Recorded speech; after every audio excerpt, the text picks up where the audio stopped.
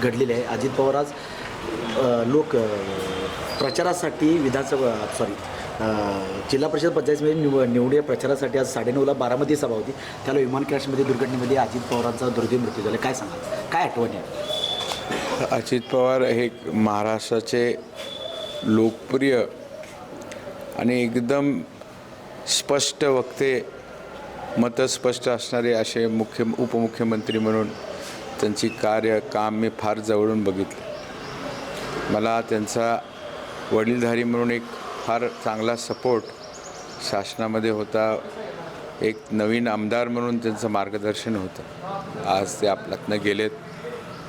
घरातलं कौटुंबिक नातं.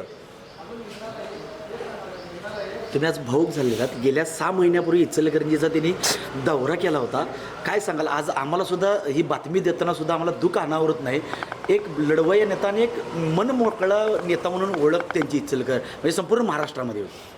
फार चांगला नेता होता. महाराष्ट्राचे कानाकोपऱ्यातले, जिल्ह्यातले, ग्रामीण भागातले, शहरीतले सगळे प्रश्न त्यांना माहिती होते. आणि असा नेता महाराष्ट्राला आज दुर्दैवाने गेला.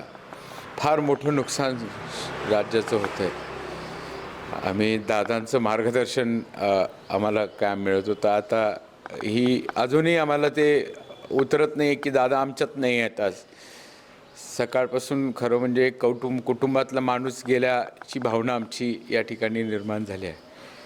आम्हाला फार मोठं सिस्टम, आम्हाला सपोर्ट सिस्टम, आम्हाला आवडी कुटुंब म्हणून त्यांचं होतं.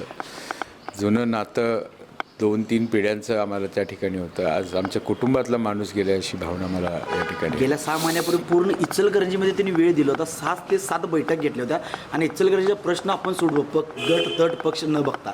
काय सांगाल, तुमच्या आले होते बोलण्यावरती?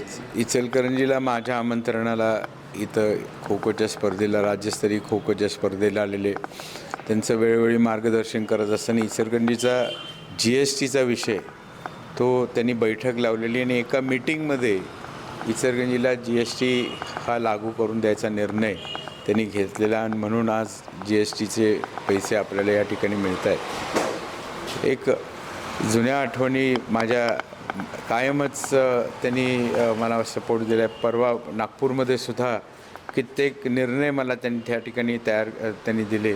माझ्या एका पत्रावरती उभ्या त्यांनी सह्या करत होते. खासबा म्हणून परवानग्या देत होते. आणि एक प्रश्नांची जाणीव, लोकांची सेवेची भावना असणारा एक नेता आमच्यामध्ये नाही आहे. फार मोठं संकट आज आवडे कुटुंबावरती आहे, माझ्यावरती आहे. आणि जय आणि पार्थ हे माझे अतिशय जवळचे मित्र आहेत. मला खरोखर भावना आवरत आहेत अशी परिस्थिती.